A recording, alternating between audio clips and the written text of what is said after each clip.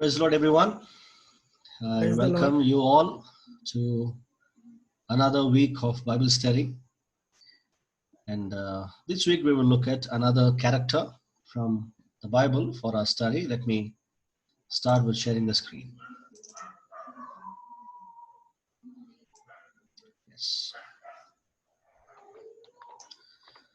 Okay. All right. Are you all ready? Shall we begin? We already started our prayer and we will proceed with our lesson. గడిచిన కొన్ని వారాల నుండి మనం కొన్ని క్యారెక్టర్స్ని చూస్తున్నాం. అందులో మొదటి వారం మనం ఆదాము నుండి స్టార్ట్ చేసాం. మనందరికి తెలిసినట్టుగా ఆల్ఫాబెటికల్ ఆర్డర్లో మనం ఒక క్యారెక్టర్ని ఎంచుకొని వారి క్యారెక్టర్ స్టడీ చేసి అందులోంచి మనం పాఠాలను నేర్చుకుంటున్నాం. మొదటి వారం ఆదాము, ఆ తర్వాత Barnabas, and then we saw Cain, and then we saw Demas. And last week we studied Epaphras, and this week we have a letter F, and our dear brother Johan Babu Garu guessed it right. And today we are going to study the character of Felix. Okay, Felix అనే వ్యక్తి గురించి మనం ఈరోజు study చేద్దాం. Felix, who is Felix? ఫెలిక్స్ని మనం ఎక్కడ చూస్తామంటే అపోస్తల కార్యం 23వ అధ్యాయంలో మనము ఫెలిక్స్ యొక్క ప్రస్తావన మనకు కనిపిస్తుంది. ఎవరన్నా నాకు చదివి వినిపించి సాయం చేసేవారు సిద్ధంగా ఉన్నట్లయితే మీరు అపోస్తల కార్యం 23వ అధ్యాయం 24వ అధ్యాయం రెండింటిని కూడా సిద్ధంగా మీ దగ్గర పెట్టుకోండి. అవసరం వచ్చినప్పుడు మనం చదివి మన వాళ్ళందరికి కూడా వినిపించడానికి సహాయపడుతుంది. Okay, so Felix character study చేస్తున్నాం. We see him in the New Testament in the book of Acts. Let's proceed to who this guy is. Who was Felix? He was a freed man. అంటే అర్థం ఏంటంటే బానిసత్వం నుండి విడిపింపబడిన ఒక వ్యక్తి Felix. అంటే పూర్వం బానిసగా ఉన్న వ్యక్తి ఇప్పుడు బానిసత్వం నుండి విడిపించబడ్డాడు. So that is for those kind of people were called as freed men. So Felix was a freed man. That means he was once formerly a slave, but now he is no longer a slave. So when we see Felix in the New Testament, కొత్త నిబంధనలో Felix ని మనం చూస్తున్నప్పుడు ఏం చేస్తున్నాడో అనే విషయాన్ని మనం చూద్దాం. సో అతని పేరు ఫెలిక్స్ అనే పేరు గమనించినట్లయితే అతను బహుశా గ్రీకు దేశానికి చెందినవాడు అనే ఒక నిర్ధారణకు మనం రావచ్చు. ఇంకా కొంచెం చరిత్రను మనం చూసి చరిత్రను చదివి పరిశీలించినట్లయితే అతను బహుశా రాజుల యొక్క వంశంలో పుట్టినవాడుగా మనం తెలుసుకుంటాం. There is a probability that he was a descendant from the kingly family. All right. And this guy, Felix, was promoted to become the governor of Rome. రోమా పట్టణంలో సిజేరియా అనే ఒక ప్రాంతంలోనికి, ఆ ప్రాంతానికి గవర్నర్గా అతను ప్రమోట్ చేయబడ్డాడు. ఎవరి ద్వారా అంటే క్లాడియస్ సీజర్ ద్వారా. ఈ క్లాడియస్ సీజర్ ఇతను చక్రవర్తి మన ఫెలిక్స్ యొక్క అన్నకు మంచి స్నేహితుడు. ఈ ఫెలిక్స్ కు ఒక అన్న కూడా ఉండేవాడు. చరిత్ర మనం చూసినట్లయితే మనకి ఈ సమాచారం అందుతుంది. Felix had a brother, and his brother was a very close friend of Claudius Caesar. So with that influence, he came out of slavery and he was promoted to become the governor. అపోస్తల కార్యం 23-24లో మనం చదివితే Felix యొక్క ప్రస్తావన బైబిల్లో మొట్టమొదటిసారిగా governor గానే చేయబడింది. ఓకే, ఇతని పూర్తి పేరు మార్కస్ యాంటోనియస్ ఫెలిక్స్. కానీ బైబిల్లో మాత్రం మనం కేవలం ఫెలిక్స్ అని చూస్తాం. కానీ చరిత్ర మనం చూసినట్లే, రోమా చరిత్ర మనం చూసినప్పుడు అతని అసలు పేరు పూర్తి పేరు Marcus Antonius Felix. That was his full name.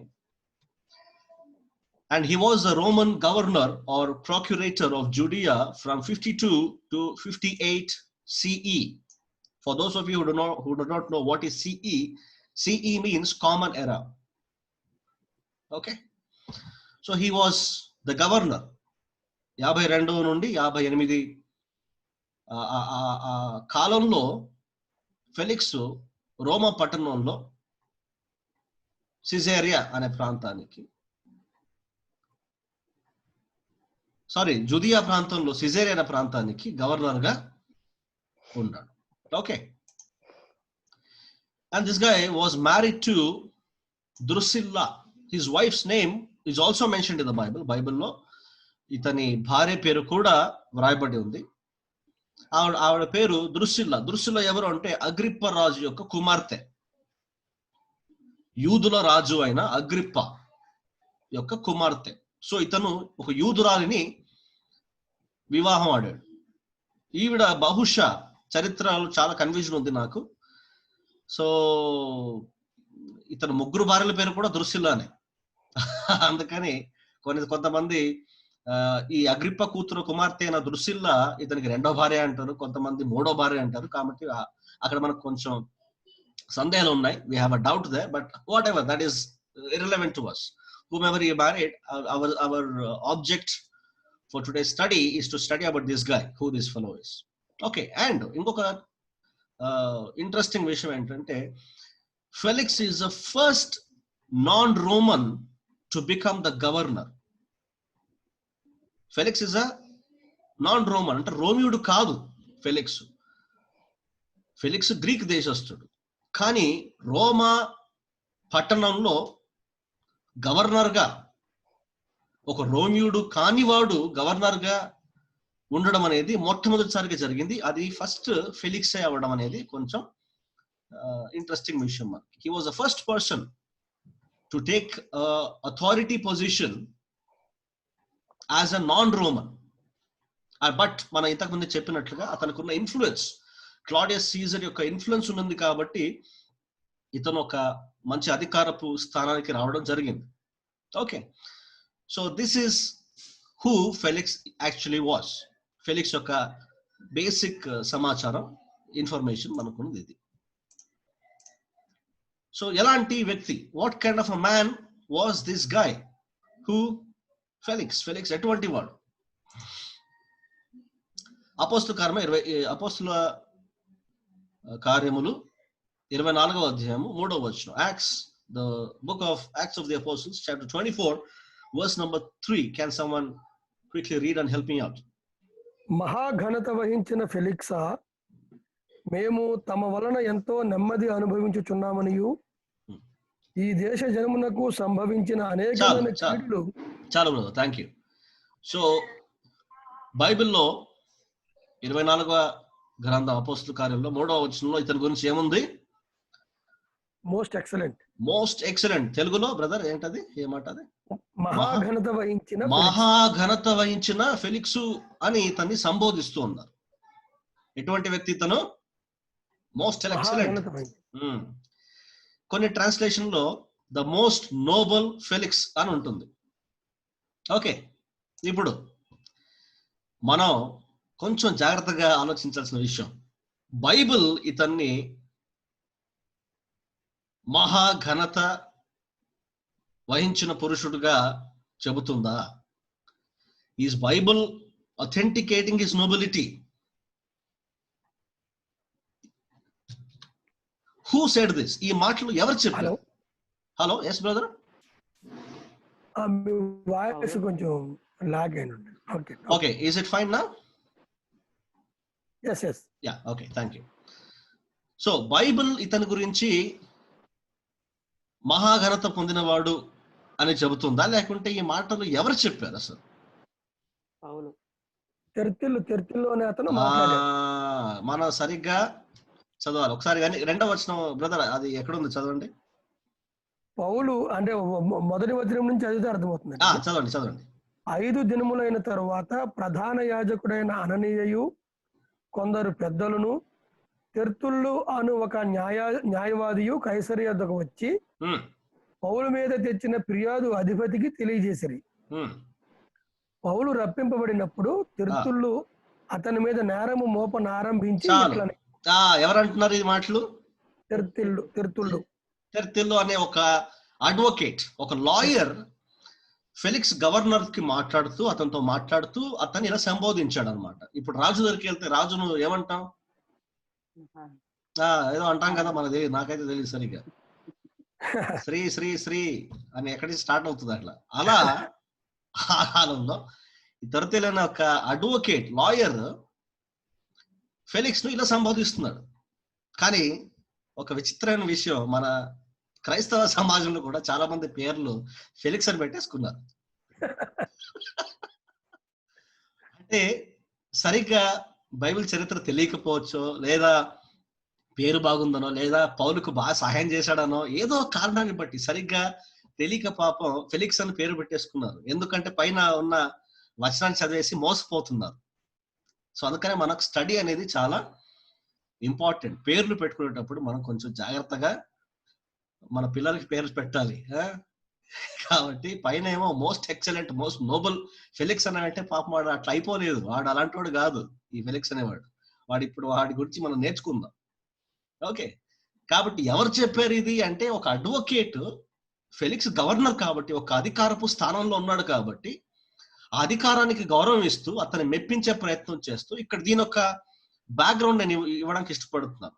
చాలా మంది మన అపోస్తుల కార్యం ధ్యానించినప్పుడు, when we meditated, when we did a Bible study on Acts book, we read the whole book of Acts and we did a good study, and all those who came to that Bible study must be knowing the background of the story. కానీ ఎవరైతే miss అయ్యారో ఆ Bible study రావడానికి, వారికి ఒక చిన్న background ఇవ్వడానికి ఇష్టపడుతున్నాను క్లుప్తంగా.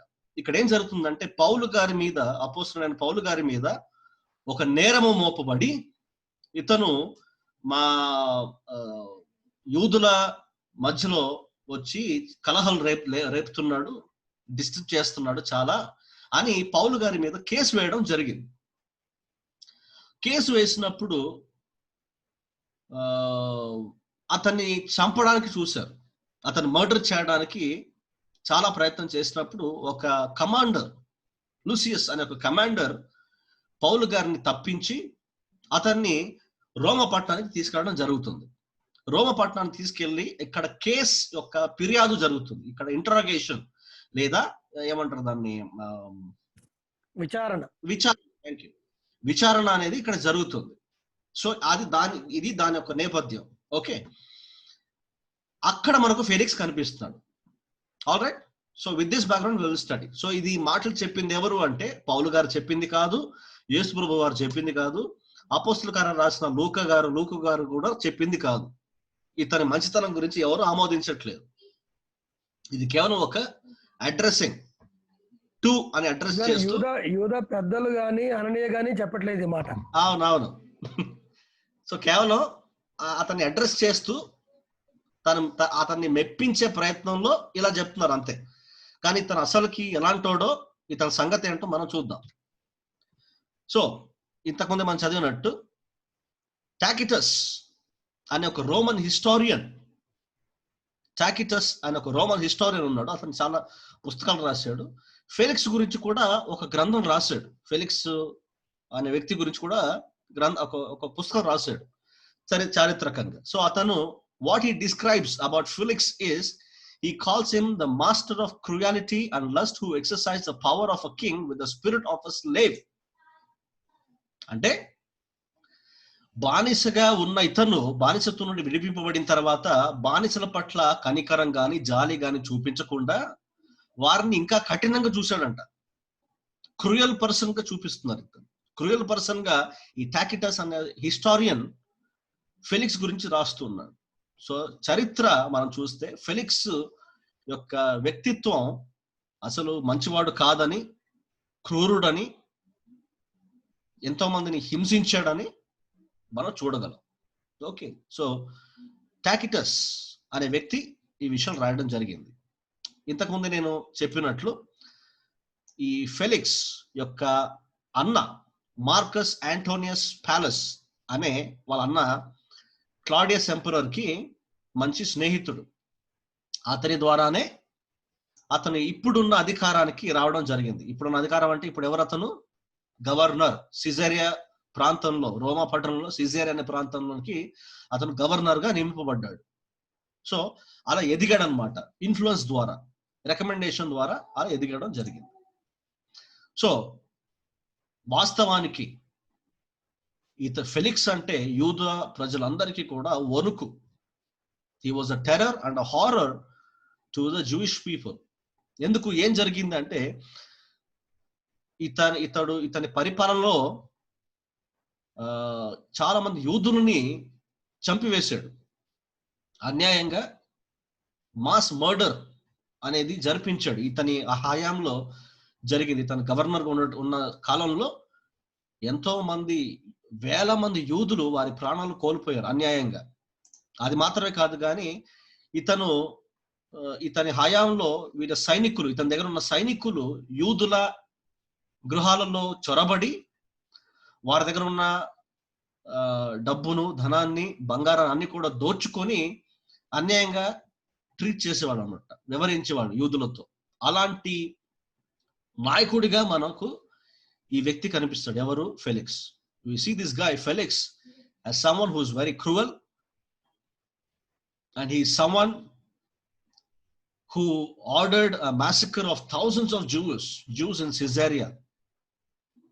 సిజేరియా ప్రాంతంలో నివసిస్తున్న యూదులందరినీ, చాలా మందిని చంపడం, వాళ్ళందరూ చనిపోవడానికి కారణం ఈ ఫెలిక్స్ గా మనం చూస్తున్నాం. అది మాత్రమే కాకుండా వీడి హయాంలో వీడి కింద పనిచేస్తున్న సైనికులందరూ కూడా యూదుల గృహాలకు వెళ్ళి లూటీ చేసేవారు అన్నమాట. They used to loot the Jewish homes, all these fellows soldiers. So the history doesn't describe Felix as someone who is a good man. Felix ఒక మంచి వ్యక్తిగా చరిత్ర మనకు చెప్పట్లేదు. చరిత్ర ఏం చెప్తుందంటే Felix was a corrupt and a evil man. He was not a good guy. All right, so this is little bit more about Felix. Now little more about Felix we'll see. ఇంతకుముందు నేను చెప్పినట్టు he presided the first trial of Paul in Caesarea. 56వ ప్రాంతంలో, ఆ కాలంలో, in common era 56, Felix the governor, he presided. He was the first person to take up the charge or the case of Paul. పౌలు యొక్క కేసును మొట్టమొదటిసారిగా రోమా పట్టణంలో మొట్టమొదటిసారిగా పౌలు యొక్క కేసును హ్యాండిల్ చేసింది ఫెలిక్స్ ద గవర్నర్. ఓకే, అది ఏ కాలంలో? 56లో అతని విచారణ స్టార్ట్ అయింది ఫెలిక్స్ దగ్గర. ఇంతకుముందు నేను చెప్పినట్లు సెనెడ్రిన్ వాళ్ళు, అంటే యూదు పెద్దలందరూ కూడా పౌలు మీద ఒక నిందను వేసి వారు అతని మీద కేసు పెట్టడం జరిగింది. అది మనం ఇంతకుముందు చూసాం. అది మీకు ఇంకా క్లియర్ గా పిక్చర్ కావాలంటే 24వ అధ్యాయం 5-6 వచనాలు చదివితే యూదులు పౌలు మీద వేసిన నింద ఏంటో మనం అక్కడ మీకు క్లియర్ గా తెలుస్తుంది. ఓకే, సో అక్కడ మనం వెళ్ళాం, ఎందుకంటే అది పౌలు గారి కేసు కాబట్టి అక్కడికి వెళ్ళట్లేదు. మనం కేవలం ఫెలిక్స్ చుట్టే తిరుగుతున్నాం ఈరోజు. సో వీరు, మన యోహన్ బాబు గారు 3వ వచనంలో చదివినట్లు, ఆ అడ్వకేట్, ఆ లాయర్ వచ్చి ఫెలిక్స్ తో మాట్లాడుతూ ఫెలిక్స్ కి పౌలు మీద ఉన్న నేరం ఏంటో అనేది వారి మాటలు వారు చెప్పిన తర్వాత ఫెలిక్స్ ఒక మంచి పని చేశాడు. అదేంటంటే పౌలు గారిని కూడా మాట్లాడడానికి అనుమతించాడు.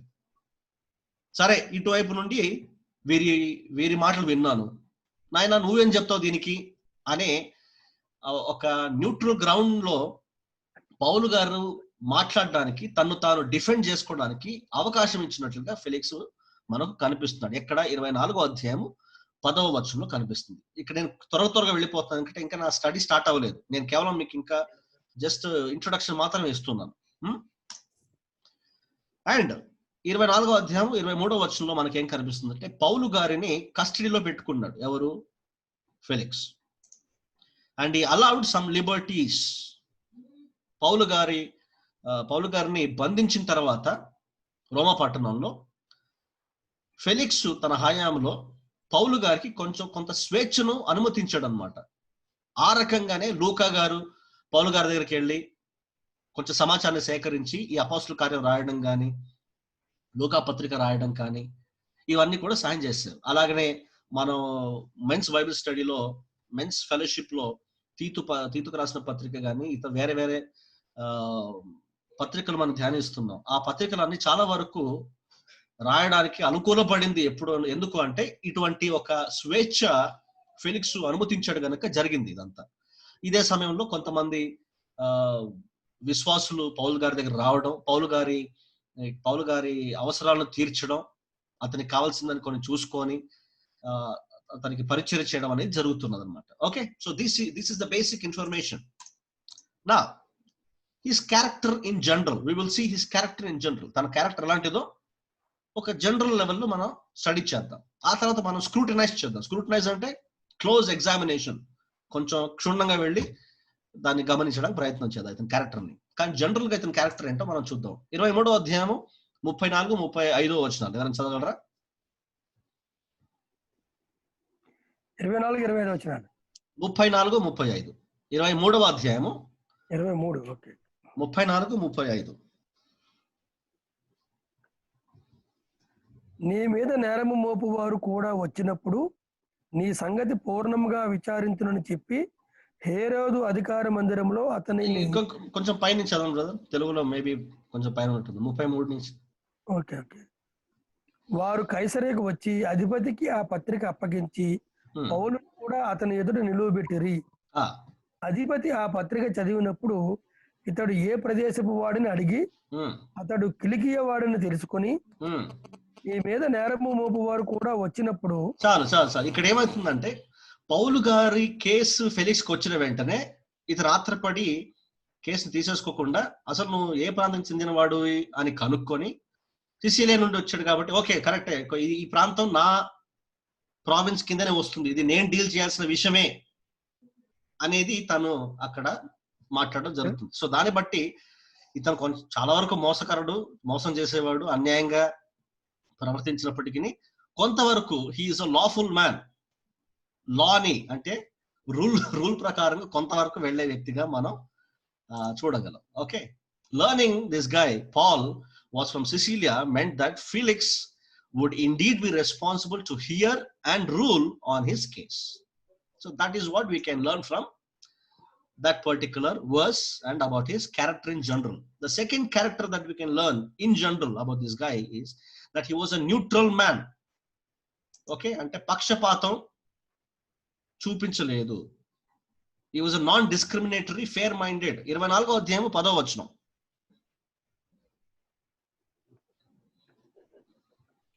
అప్పుడు అధిపతి మాట్లాడమని పౌలునకు సైగ చేయగా అతడు ఇట్లా నేను చూసారా ఏం చేస్తున్నాడు అధిపతి అంటే ఫెలిక్స్. ఇటువైపు ప్రధాన యాజకుల తరఫున వచ్చిన ఆ లాయర్ ఏదైతే మాట్లాడాడో ఆ మాటలను వినిన తర్వాత వెంటనే నిర్ణయం చెప్పకుండా పౌలు గారికి కూడా అనుమతి ఇచ్చాడు మాట్లాడడానికి. అంటే రెండు వైపులా వారి వారి వాదనను వినడానికి ఇష్టపడిన వ్యక్తిగా మనం చూడగలం. అంటే అతను కొంచెం న్యూట్రల్ గా ప్రవర్తించాడు కొంతవరకు. మరి మనం అనుకుంటున్నాం ఏంటది అన్యాయస్తుడే గాని కొంతవరకు ఈ వాజ్ అ న్యూట్రల్ మ్యాన్. 24వ అధ్యాయము 22వ వచనం. 24-22. ఫెలిక్సు ఈ మార్గమును గూర్చి బాగుగా ఎరిగిన వాడై సహస్రాధిపతి అయిన లూసియా వచ్చినప్పుడు మీ సంగతి నేను విచారించి తెలుసుకుందునని చెప్పి విమర్శ నిలుపు చేశాను. ఏం చేశాడట బ్రదర్? మరొకసారి చదవండి. ఫెలిక్స్ విమర్శను నిలుపు చేశాడు. దానిపైన ఓకే, ఈ మార్గమును గూర్చి బాగుగా, ఈ మార్గము ద వే అని ఉంటది ఇంగ్లీష్ లో. ద వే అంటే పౌలు గారు యేసు ప్రభువు పట్ల ఉన్న నమ్మకాన్ని, లేకుంటే ఆ కాలంలో క్రైస్తత్వాన్ని మార్గము అని పేరుతో వారు చెప్పేవారు అనమాట. They called Christianity in those days as the way. So దాన్ని బట్టి మనకి ఏం తెలుస్తుందంటే ఫెలిక్స్ కూడా ఈ మార్గము గురించిన అవగాహన ఉన్నదట. Okay, he was well acquainted, which means having more accurate knowledge about the way. That shows this guy was a very intelligent man. He knew the matters in general knowledge బాగున్న వ్యక్తి ఇతను. నేను రోమియోని, నేను గ్రీకు దేశస్తుని, ఇప్పుడు రోమా పట్టణానికి గవర్నర్ని, నాకేంటి ఈ మార్గం, యేసు ప్రభు ఇవన్నీ నాకెందుకు అని అనుకున్న వ్యక్తి కాదు. అతనికి సమాచారం ఉన్నది. కేవలం తెలుసు అని కాదు కానీ చాలా భార్య ద్వారా తెలిసిందేమో, అది కూడా ఒక possibility. Okay, so he was very familiar with the matters about what's happening and all. Okay, and 24-23 కొన్ని దినములైన తరువాత Felix 24th chapter 23rd. yes. Okay.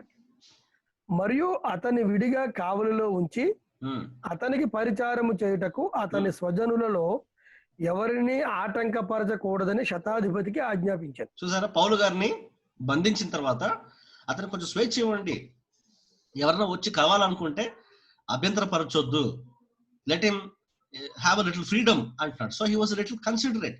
So ఇవన్నీ చూసినప్పుడు అబ్బాబాబా ఏ మంచోడు, ఎంత సూపర్, అంత అద్భుతమైన వ్యక్తి అని అనుకుంటాం, కానీ తొందరపడొద్దు మనం.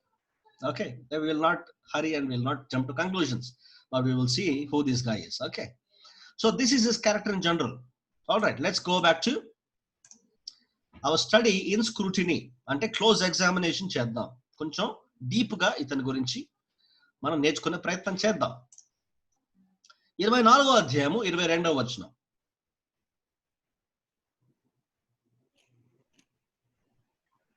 ఫెలిక్స్ ఈ మార్గమును గూర్చి బాగుగా ఎరిగిన వాడై సహస్రాధిపతి అయిన లూసియ వచ్చినప్పుడు మీ సంగతి నేను విచారించి తెలుసుకుందునని చెప్పి విమర్శ నిలుపు చేశాను. చాలు, ఇంతవరకు బానే ఉంది ఫెలిక్స్ గురించి. ఇప్పుడు ఇక్కడి నుంచి జాగ్రత్తగా వినండి అందరూ. ఇంతవరకు బానే ఉంది ఫెలిక్స్ గురించి. మనం అతని పరిచయం అయింది మనకు, అతను ఎట్లాంటో చరిత్ర ఏంటో చెప్తుందో అంతా విన్నాం. అతను ఉన్న కొంచెం మంచి లక్షణాలు కూడా మనం చూడడం జరిగింది. కానీ ఇక్కడ మనం ఇతని గురించి కొంచెం ఆలోచించడానికి ప్రారంభించిన తర్వాత, when we start studying what kind of a man this guy actually is in reality, there are few things that kind of disturbs us. కొంతవరకు మనల్ని డిస్టర్బ్ చేసే విధంగా కొన్ని విషయాలు మనం ఇతని ప్రవర్తన ద్వారా కనిపిస్తుంది. మొట్టమొదటిగా ఏం జరిగిందంటే 24వ అధ్యాయం నుండి పౌలు గారి కేసు మనకు వినిపిస్తుంది. మీకు ఎవరికైతే పరిచయం లేదో అపోస్తుల కార్యంలో 24వ అధ్యాయం ఏం జరిగిందో తెలియకపోతే మీరు ఈ స్టడీ తర్వాత ఆ అధ్యాయం అంతా చదవండి, 23 కూడా చదవండి. అప్పుడు మీకు ఒక ఐడియా వస్తుంది ఏం జరుగుతుందో అక్కడ. ఓకే, ఈ రికార్డింగ్స్ యూట్యూబ్ లో మీకు అవైలబుల్ ఉంటుంది కాబట్టి మరలా వెళ్ళి చూసుకోవచ్చు. So for the sake of time I will not be revising the whole chapter again. కానీ ఇక్కడ ఏం జరుగుతుందంటే పౌలు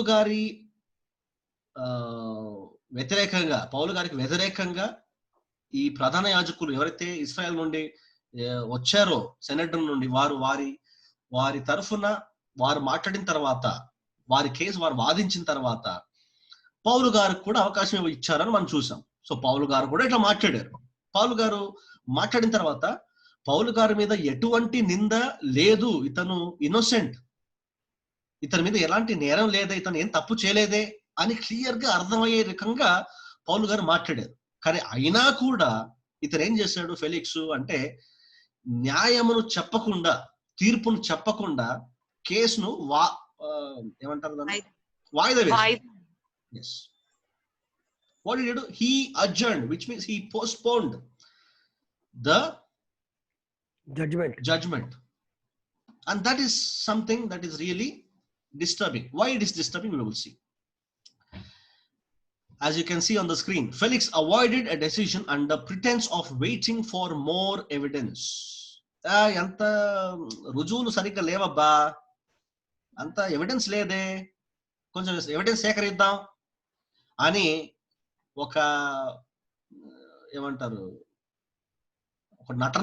నాటకం చేసి వాయిదా వేసాడు. But Felix had a very clear idea that he had enough evidence to make a decision in Paul's favor. పౌలుకు అనుకూలంగా అతను న్యాయం చెప్పడానికి అన్ని విధాలుగా సాధ్యం ఉన్నది.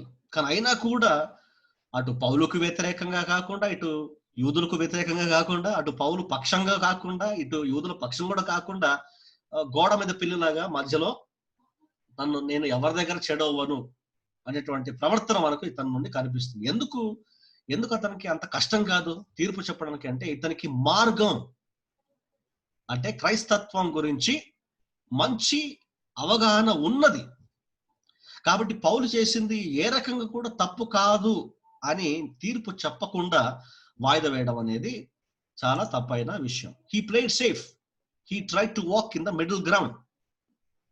చాలా సేఫ్ గా ఇక్కడ జారుకుంటున్నాడు.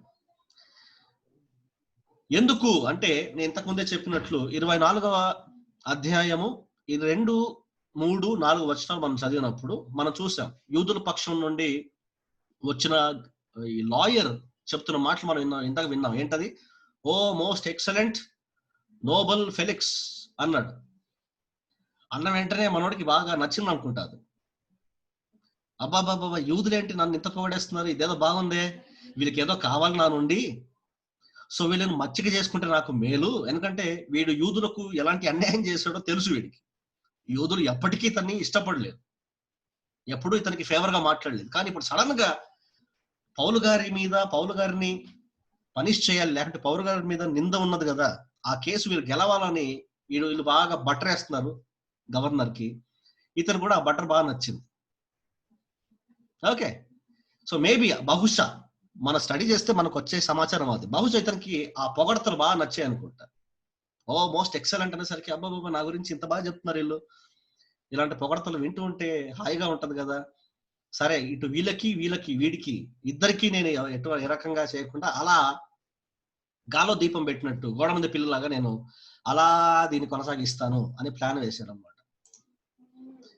Okay, so as I said earlier, he was very well acquainted with the way and was convinced that Paul was innocent because there was no case.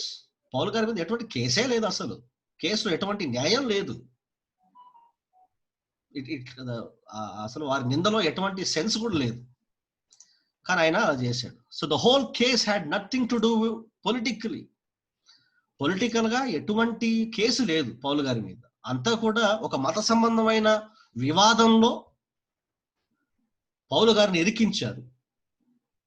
అసలు ఇది పొలిటికల్ కేసే కాదు. కాబట్టి ఫెలిక్స్ ఒక గవర్నర్ గా ఈజీగా తీర్పు చెప్పడానికి సాధ్యం ఉన్నది, కానీ అయినా అతను అలా చేయలేదు. He was more interested in being friends with everyone rather than being honest. మనం కూడా చాలాసార్లు ఈ రకంగానే చేస్తాం. ఫెలిక్స్ వంటి ప్రవర్తన మనం కూడా కొన్నిసార్లు కనబరుస్తాం. న్యాయం ఎటువైపు ఉందో, ఎవరు తప్పు ఎవరు రైటో అని చెప్పం, వారి పక్షంగా మనం నిలబడం. సరిగ్గా నిజం ఎవరి వైపు ఉందో వారి పక్షం నిలబడకుండా మనం ఏం చేస్తామంటే, అటు వీరికి చెడు కాకుండా అటు వారికి చెడు కాకుండా మధ్యలో ఉంటాం అన్నమాట. అలాంటి క్రైస్తవులు ఈనాటి సమాజంలో లేకపోలేదు. అలాంటి క్రైస్తవులు కుప్పలుగా ఉన్నారు. బహుశా అందుకే అనుకుంటా మన కాలంలో యేసుప్రభు రాలేదు, ఎందుకంటే ఆయనకు తెలుసు సత్యం వైపు నిలబడేవారు మన కాలంలో చాలా తక్కువ మంది అయిపోతారని. ఆ కాలంలో రావడానికి కారణం కూడా అనుకుంటా, అందుకే వారి ప్రాణాన్ని కూడా వారు లెక్క చేయలేదు. ఆ కాలంలో కేవలం అపోస్తలులు మాత్రమే కాదండి, ఎన్నో లక్షల మంది విశ్వాసులు కూడా వారి ప్రాణాలు కోల్పోయారు. నీరో చక్రవర్తి వచ్చినప్పుడు చాలా దారుణాలు జరిగాయి క్రైస్తవుల మీద. ఆ సమయంలో చిన్న పిల్లలు, చిన్న పెద్ద ఆడ మగ అని తేడా లేకుండా ఎంతో మంది వారి విశ్వాసం కొరకు, క్రీస్తు మీద వారు పెట్టిన విశ్వాసం కొరకు వారు హతసాక్షులు అయిపోయారు. సత్యం కోసం నిలబడిన ప్రజలు చాలా ఎక్కువ మంది ఉన్నారు అప్పుడు. కానీ ఇప్పుడు సత్యం కోసం కాదు కదా, నిజం ఎవరి వైపు ఉందో వారి పక్షం నిలబడడానికి కూడా ఈ రోజు చాలా మంది విశ్వాసులు సిద్ధంగా లేకపోవడం అనేది చాలా బాధాకరమైన విషయం. సో మనలో కూడా ఫెలిక్స్ వంటి ఒక ఏమంటారు స్వభావం మనలో కూడా కొన్నిసార్లు కనిపిస్తాయి. సో మనం జాగ్రత్తగా ఉండాలి. So this is one of his character. He adjourned the judgement, he postponed the judgement. Next we will see the next point in his character. 24 24th chapter 24 verse.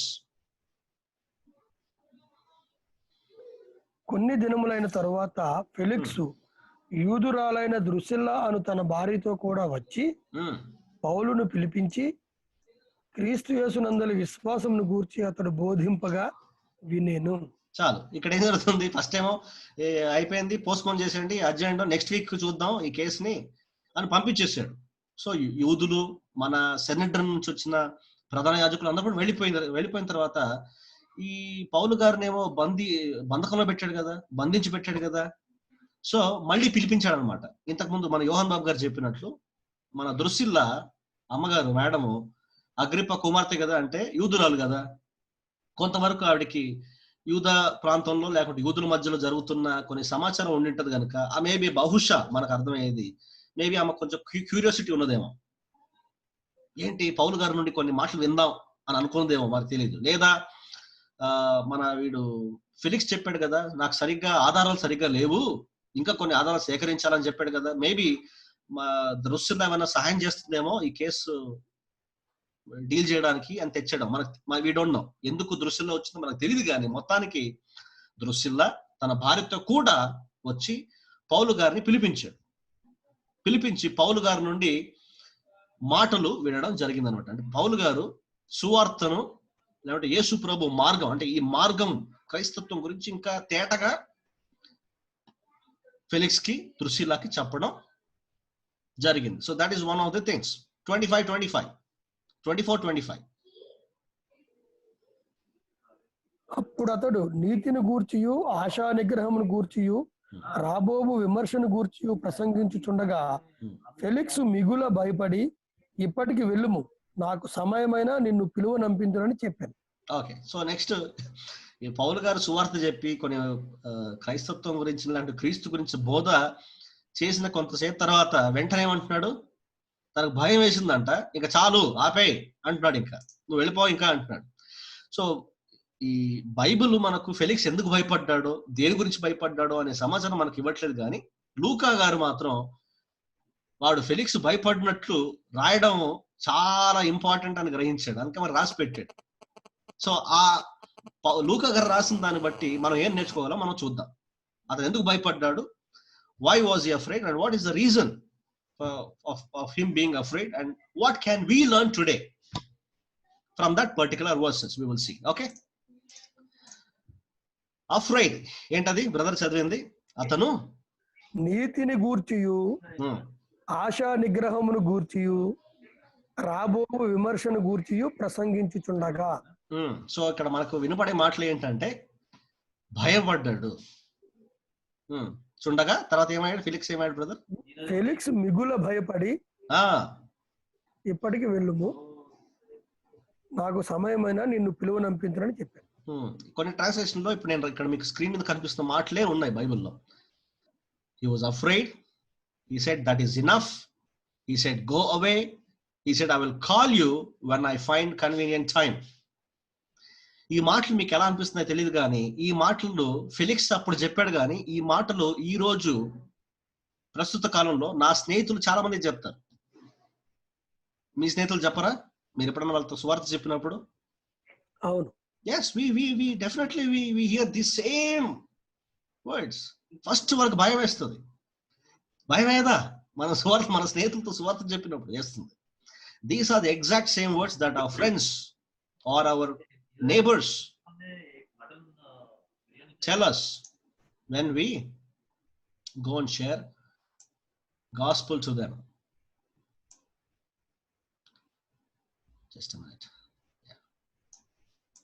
All right. Now,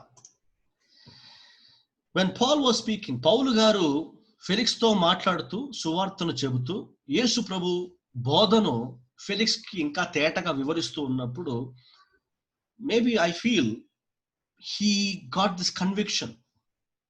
What do you call conviction, brother? Do you have a word for that in Telugu? ఒప్పుకోలు. సువార్త విన్నప్పుడు ఒక వ్యక్తికి పరిశుద్ధాత్మ ఒక కార్యం ఏంటంటే ఒప్పుకోలును కలిగిస్తుంది. ఒప్పుకోలును కలిగిస్తుంది. ఫెలిక్స్ కి కూడా బహుశా ఆ ఒప్పుకోలు అనే ఒక టైంకి వచ్చేసాడు అనుకుంటాను బహుశా. అందుకనే he became scared. He was afraid. He grew in fear and he ordered him to stop talking. He said, "Stop it. ఆపేంకను మాట్లాడకో" అని అంటాడు. నాకు ఈ ఫెలిక్స్ తర్వాత ఫెస్టస్ అనే మరొక గవర్నర్ గురించి కూడా మాట్లాడదాం, ఎందుకంటే సరిపోదేమో టైము. ఫెలిక్స్ గురించి ఏముంది చెప్పడానికి అనుకున్నాను, కానీ నిన్న నేను ఈ యొక్క స్టడీ ప్రిపేర్ అయ్యి అన్ని పాయింట్స్ అని రాస్తున్నప్పుడు చాలా విషయాలు నా పరిశుద్ధాత్మ దేవుడు నాతో మాట్లాడాడు. సో అందుకని ఫెస్టస్ ని నేను పోస్ట్పోన్ చేశాను. ఈ రోజు మనకు ఫెలిక్స్ ఒక్కడే చాలు.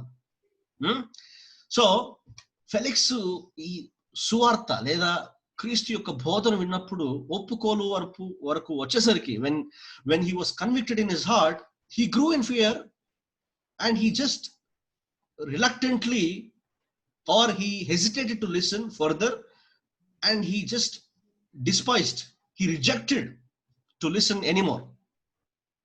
And this is exactly what happens to our friends when we share gospel with them. Okay, many people, I wrote it in the screen for you, many people respond to the gospel in this way. ఈ రకంగానే చాలా మంది ప్రజలు సువార్తకు respond అవుతారు.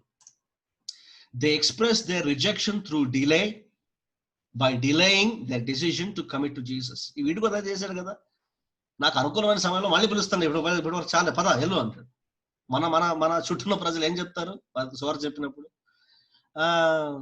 చూస్తాలే, వచ్చే వారం చూస్తా, వచ్చే నెల ఆలోచిస్తలే, చర్చికి రండి బాగుంటది, మీ దగ్గర ఉన్న మా చర్చికి ఒకసారి రండి అంటే ఏమంటారు వాళ్ళు?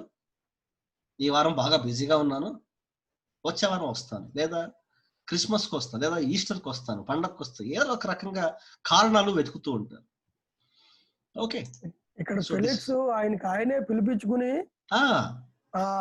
విందాం అనుకున్నాడు. ఇంకేదైనా ఈయనకి ఫేవరబుల్ గా ఏదైనా చెప్తాడేమని చెప్పి అనుకున్నాడు పౌలు గారిని.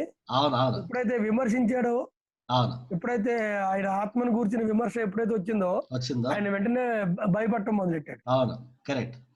అది ఎందుకు పిలిపించడానికి కారణాలు ఏంటో మనం తర్వాత చూద్దాం లాస్ట్ లో.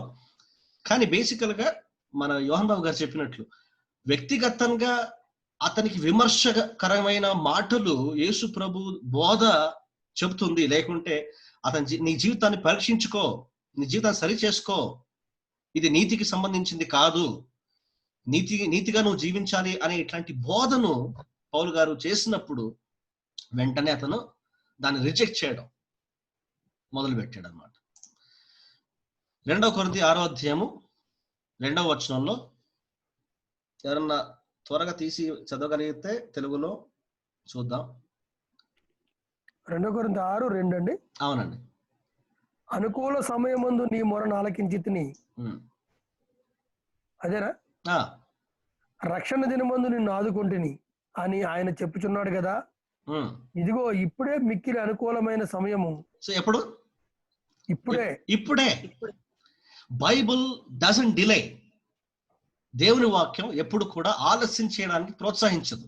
ఇప్పుడే అనుకూలమైన సమయం. ఎప్పుడు? యేసు ప్రభువును నమ్ముకోవడానికి, బాప్తిస్మము తీసుకోవడానికి, లేకుంటే మన జీవితాలను మార్చుకోవడానికి, మన జీవితంలో ఒక మార్పుకు మనం ఒక మొదటి స్టెప్ వేస్తున్నప్పుడు ఒక మంచి రోజు చూసుకొని చేద్దామా అని కొంతమంది అంటారు. కానీ మనకు అనుకూలమైన సమయం ఎప్పుడు అంటే ఇప్పుడే అంట Bible. The Bible doesn't encourage us to delay. It always says now is the accepted time. Behold, now is the day of salvation. When is a good day? The good day is a 3-letter word which is called NOW, now. So ఎవరన్నా postpone చేస్తున్నారు, ఆలస్యం చేస్తున్నారు అంటే కనుక ఖచ్చితంగా వారు సువార్తను, యేసు ప్రభువును తిరస్కరిస్తున్నారు. By delaying they are not actually buying time, they are rejecting Jesus Christ. It is foolish to trust in a convenient time to repent and believe. మారుమనసు పొందడానికి, ప్రభువును నమ్ముకోవడానికి ఆలస్యం చేయడం, లేకుంటే అనుకూలమైన సమయాన్ని వెతకడం అనేది చాలా మూర్ఖత్వం. దీని గురించి మనకు ఏమంటారు, మోటివేషన్ లేకపోతే ఇన్స్పైరింగ్ వ్యక్తి స్పర్జన్ గారు ఏమంటారంటే, men all have their warnings. All men who perish have had a last warning. Perhaps this is your last warning. ప్రతి మనిషికి వార్నింగ్, ఏమంటారు వార్నింగ్ అంటే హెచ్చరిక అనేది ప్రతి మనిషికి వస్తుందంట. ఎవరైతే నశించిపోయారో అంటే గతించిపోయారు ఈ లోకం నుండి వారందరికీ కూడా ఏమన్నారు అది హెచ్చరిక అనేది వచ్చి ఉంటుందంట. మనం అనుకుంటాం అరే రే ఈ వ్యక్తి చనిపోయాడా, అరే పాపం హెచ్చరిక లేకుండా అట్లా మాటలు కూడా వినకుండా వెళ్ళిపోయాడే అని మనం అనుకుంటాం. కానీ మహాజ్ఞాని అయిన దేవుడు వారందరికీ కూడా ప్రతి మనిషికి ఆఖరి హెచ్చరిక అనేది ఇచ్చే ఉంటాడు. అలా స్పర్జన్ గారు ఏమంటారంటే ఇది బహుశా మనకు నీకు ఆఖరి హెచ్చరిక అని అంటున్నాడు స్పర్జన్ గారు. And this is beautiful how Spurgeon says it in English. Perhaps this is your last warning, whatever it is. When he says this, it can mean anything. Whatever you are currently situated in, whatever condition you are situated in. Okay, let's go further. If we insist on waiting for a convenient time, we will wait for eternity. అలా అనుకూలమైన సమయం కోసం wait చేస్తూ చేస్తూ చేస్తూ చేస్తూ ఉంటే ఆ అనుకూలమైన సమయం ఎప్పటికీ రాదు. ఇది వాస్తవం. ఈ విషయాలు మనం ఎవరైతే నిర్లక్ష్యం చేసేవారు, ఆలస్యం చేసేవారు, అనుకూలమైన సమయం కోసం వెయిట్ చేద్దాం అని చెప్పేవారు మన చుట్టూ ఎవరైనా ఉన్నట్లయితే వారికి మనం చెప్పవలసిన మాటలు పెట్టారు. So let us keep this in mind. So ఇతని గురించి మనం ఇంకొక విషయాన్ని కూడా నేర్చుకున్నాం.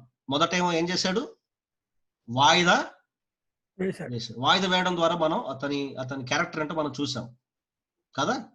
సో న్యాయం వైపు నిలబడే వ్యక్తి కాకుండా పోయాడు. రెండవదేమో ఇక్కడ భయపడి సువార్తను వినడానికి తిరస్కరించి యేసు ప్రభుని తిరస్కరించడం అనేది మనం చూస్తున్నాం.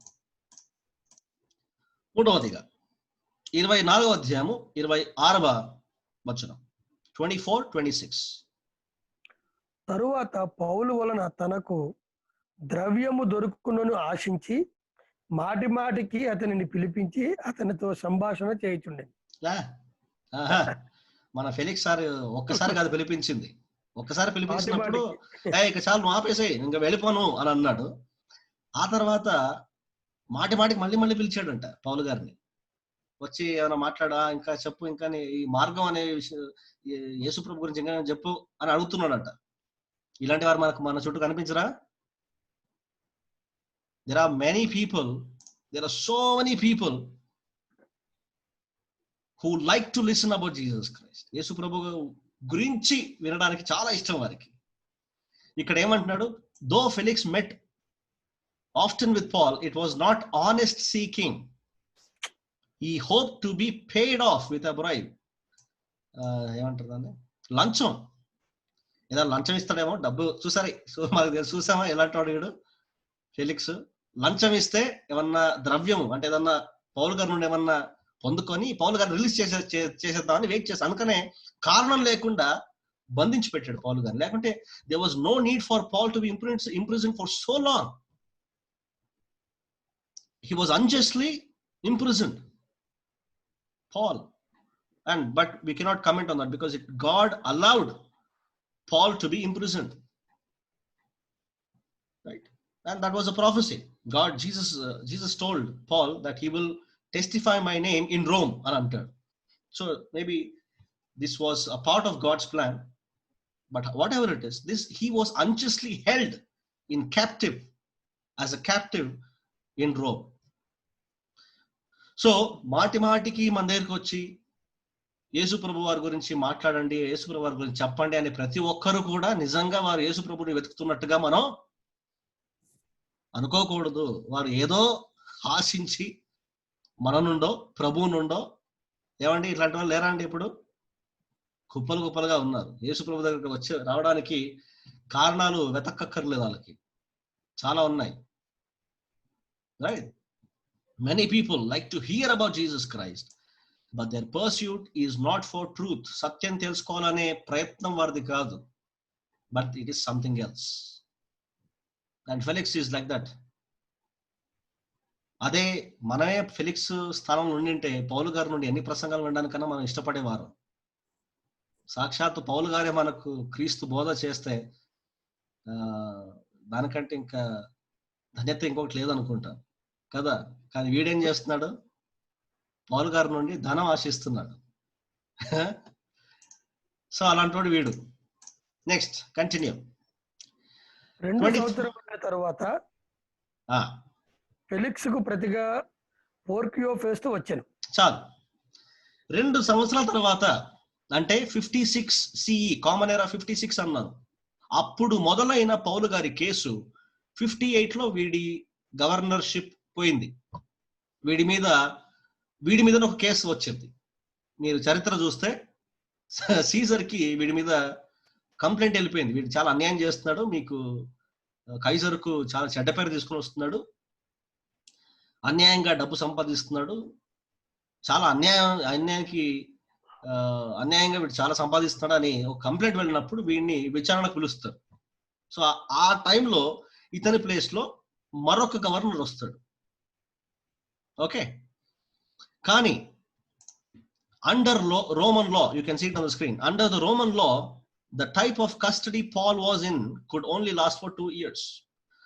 Paul was house arrested. He was not in jail. He was only held captive. He was house arrested. ఒక గెస్ట్ హౌస్ లో అతన్ని బందీగా పెట్టడం జరిగింది. సో ఇలాంటి ఒక కస్టడీ కేవలం 2 సంవత్సరాలు మాత్రం, మాక్సిమం 2 years మాత్రం ఉండాలి. కానీ ఇక్కడ ఏం జరుగుతుంది, మనం ఏం చదువుతాం 27వ వచనంలో 2 సంవత్సరాల తర్వాత, అంటే పౌలు గారిని వీడు 2 సంవత్సరాల కంటే ఎక్కువగా అక్కడే ఉంచిపెట్టాడు. So this fellow he broke all the Roman law just to get bribe. కేవలం లంచం కోసం రోమా ఏమంటారు రూల్స్ ని బ్రేక్ చేశాడు. That kind of fellow this fellow is. He broke the law and kept Paul bound for more than 2 years. Felix refused to release Paul though he knew that he was innocent. ఆఖరికి వీడి మీద case వచ్చింది. సర్లే, నేను మంచి వ్యక్తిని బందీగా పెట్టాను కదా, అందుకే ఇలా జరిగిందేమో, అతను విడిచిపెట్టేద్దాం ఇప్పుడైనా అని ఇంత కొంచెం కూడా లేదు. చూడండి, వెళ్ళిపోయేవాడు అలా వెళ్ళిపోయాడే కానీ పౌల్ని అసలు రిలీజ్ కూడా చేయలేదు. Now, very interesting connection I want to bring to your notice.